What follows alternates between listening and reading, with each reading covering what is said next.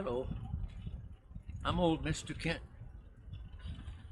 I know I don't look that old, uh, but that's me when I was less than 1 year old on my first Christmas, and I got a lot of stuffed animals, and I don't know which one of those little teddy bears I kept, but I still had it when I was, well, I didn't hug on it or anything, but I still kept it and used to play boxing with it and stuff like that.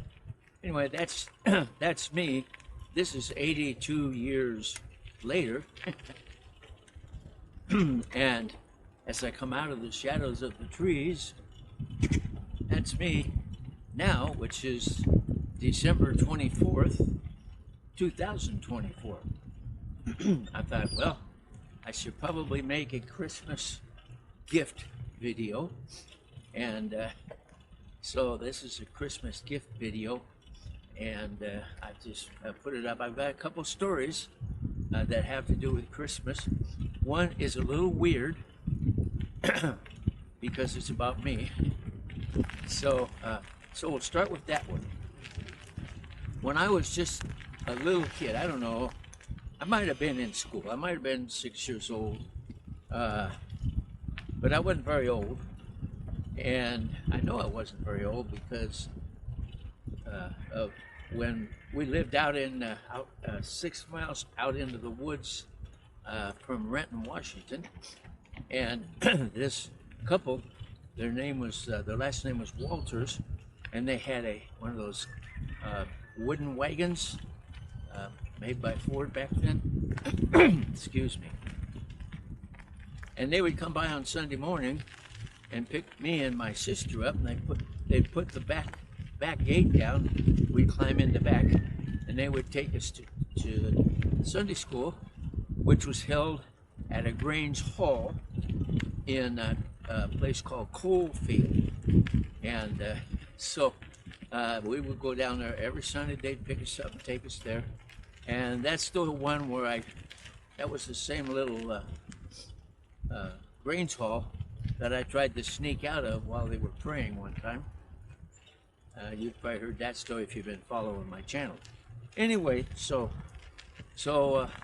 they were getting ready for a Christmas pageant at the Grange Hall, and my sister, who was outgoing and smart, just she was 2 or 3 years older than me, and so they were going to have I don't know what you call it, a play or what, but anyway, they were going to have the story of the manger, and I got picked to memorize the 23rd Psalm and stand up and say that.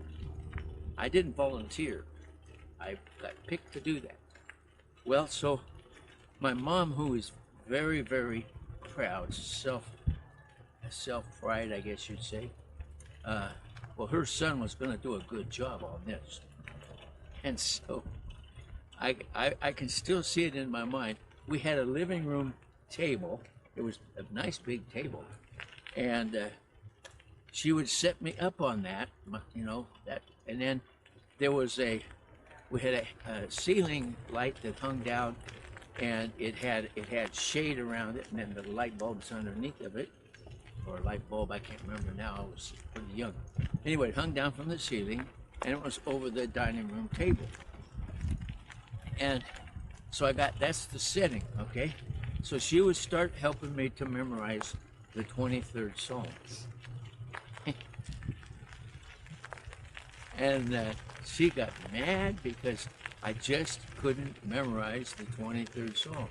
I don't know how long it was. It was like for a week or two, or it seemed like forever. She put me up on that table, and we're gonna learn the 23rd Psalm, and over and over and over, and I just wasn't learning it. Now my mom, her son is gonna do this, She was so determined. Mad at me? Oh, she was mad at me. And so anyway, as the story turns out, I didn't memorize the 23rd Psalm. And the interesting thing is, as the years went by, and I got busy teaching Sunday school and active in the church and all that kind of stuff, people would say, "Oh, I just love the Psalms. I just love the Psalms." And to this day, I don't love the Psalms. I shouldn't admit that, you know. I hope I still go to heaven. But anyway, it just caused me not to enjoy the Psalms because it was torture and it never worked anyway. So my mom, I'm sure I disgraced her, and so that's a Christmas story that I can relate to really easily. And it's like, you know, if you watch these movies where they're interrogating a guy in a dark room, they've got this light hanging over his head and he's tied to a chair and that kind of stuff.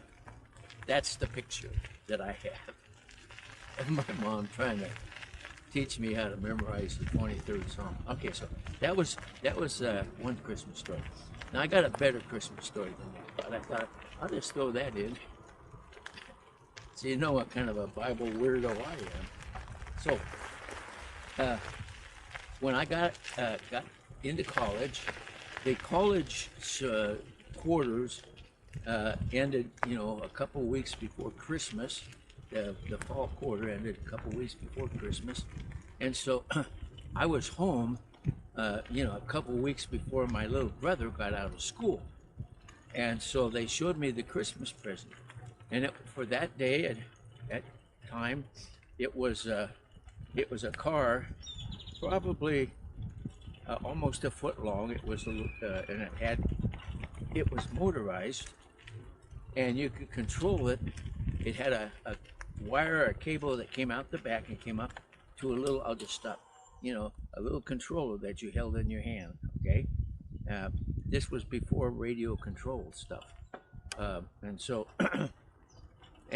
they were going to give him that for Christmas. Now that's pretty cool. And then of course, if he's got something to pull or to learn to back up trailers and stuff. And so I decided that my gift to him would be something that would match his car, so and be the same scale. And so I got a picture of my dad, the only one I can think of that I come up with, where he's working on their camping trailer, okay? And so I thought, I'm going to make a model of that camping trailer out of balsa wood, which I was pretty good at working with balsa wood. I did a lot of that kind of stuff. So what I did was I got all the pieces I would need, and I made a frame to start with, so it would be realistic, and then basically put, you know, frame for the windows and all that kind. It was just like the one that our folks had, and then he would. Then I went and I had some real flat pieces, and I would cut, and I cut the pieces that went on the inside of the frame, so it'd be like real. So because in a trailer house you got a frame, and then you got stuff on the inside, so you can't see the frame.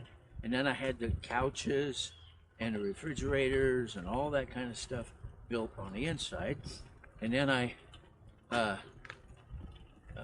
put the outside on, and then I painted everything so it just looked as close as possible. It was the same scale and everything, as close as possible to my parents' camping trailer. And so here comes a car.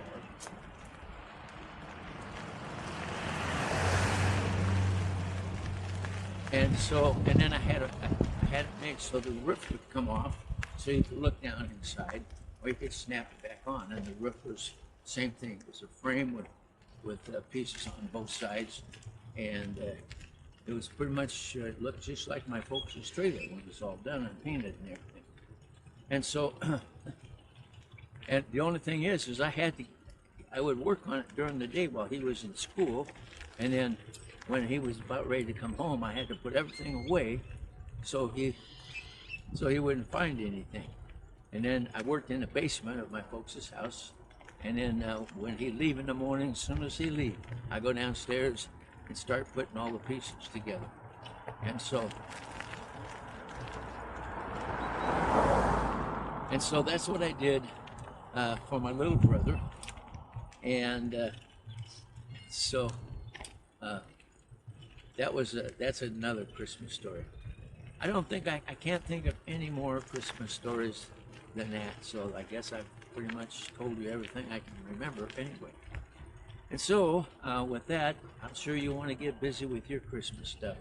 So I'll just say thank you for watching the video, and be sure and remember that Christmas is when God came down to earth so that we could go up to heaven.